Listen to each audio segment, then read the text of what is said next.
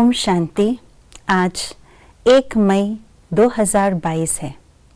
आज के स्लोगन से हम ये जानेंगे कि मास्टर सर्वशक्तिवान किसको कहा जाता है। मास्टर सर्वशक्तिवान के संकल्प और कर्म कैसे होते हैं। आइए सुनते हैं आज के स्लोगन से।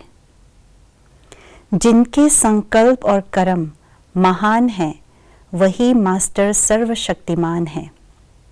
कहा जाता है कर्म ही बीज है और उस बीज से जब वटवृक्ष बन जाता है तो उस फल के स्वरूप भाग्य का निर्माण होता है।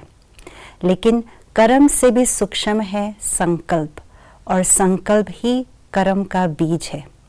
जब हमारे एक एक संकल्प महान बनते हैं तो स्वाभाविक रूप से हमारे कर्म भी महान बनते जाते हैं।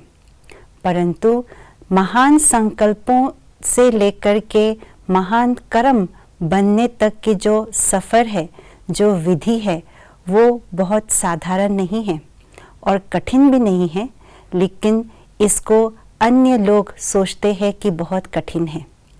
तो क्या है ये सफ़र, क्या विधि है जो हम अपने महान संकल्पों को महान कर्मों में तब्दील कर दें। उसके लिए हमें अपने मन को साधना होगा। जितना जितना हम अपने मन को साधेंगे उतना उतना हमारा मन शक्तिशाली बनते जाएंगे, और शक्तिशाली मन ही महान संकल्पों की रचना कर सकते हैं। जब एक एक संकल्प हमारा महान होता है तभी उसको महान संकल्प कहा जाता है। यदि एक भी संकल्प साधारण या व्यर्थ हो तो उसे महान संकल्प नहीं कहा जाता। तो मन को हमने साध भी लिया, शक्तिशाली बना ली, लेकिन हमने महान संकल्पों की रचना करने के बावजूद भी कई बार वो महान संकल्प महान कर्म में नहीं ला पाते।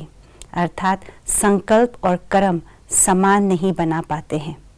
क्यों नहीं बना पाते हैं? क्योंकि हमारा अटेंशन, हमारा अवेयरनेस उस समय कहीं ना कहीं चला जाता है।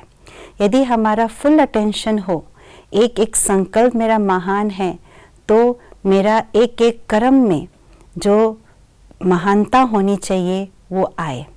उसकी विधि यही है कि मेरा संकल्प ही मेरी वृत्ति बनती, मेरी वृत्ति ही मेरी दृष्टि, और वही महान दृष्टि ही महान कृति बनते हैं। तो हमें तब तक अपने आप को साधना होगा जब तक कि वो महान संकल्प मेरी वृत्ति में ना चला जाए और वही वृत्ति मेरी दृष्टि और कृति में ना बदल दे। तो यही महान संकल्पों की रचना जो हम करते हैं, तब जाकर के हम महान कर्म में बदल सकते हैं।